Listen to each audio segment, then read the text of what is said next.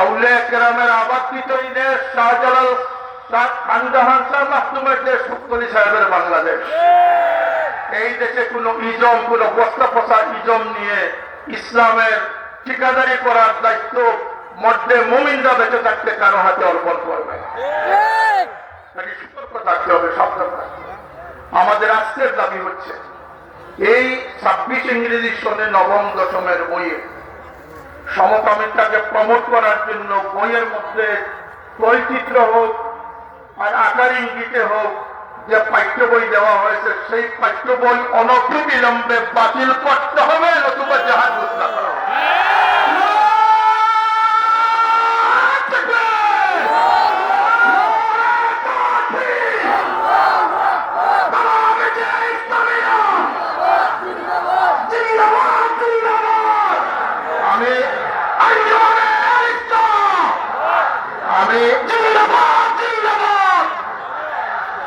যেহেতু দেশে ইলেকশন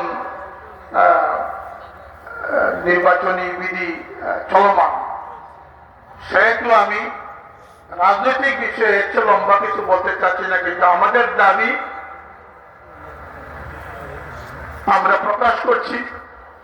একে তো হচ্ছে এই বইগুলো বাতিল করুন, এদেশের মুসলমানি কেরামরা তাদের বাচ্চাকে চরিত্র নষ্টামি শিক্ষা দিতে চায় না, মুসলমান রাখতে চায়।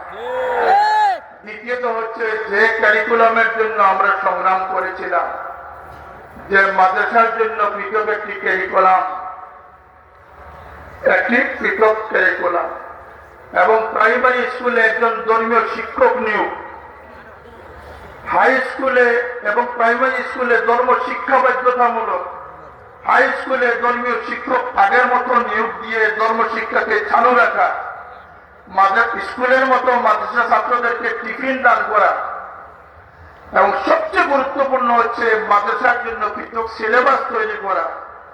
এই কাজগুলো কোন সংস্কারের অধীনে আসে নাই। এই কাজগুলো কোন সময় যে হবে, আমরা কতটুকু মাঠ গরম করার পরে এটা হবে সেটা আমরা বুঝে উঠতে পারছি।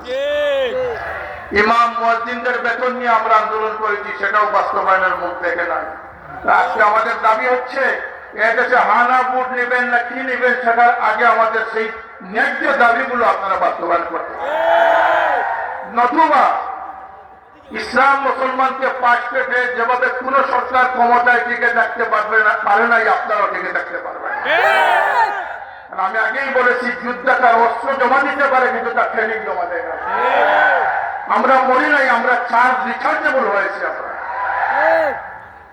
আমি অনেক জায়গায় শুনি আমাদের আলিসলা কালামীদের কর্মীদেরকে মব করার চেষ্টা করা হয়, মামলায় হয়রানি করার চেষ্টা করা হয়।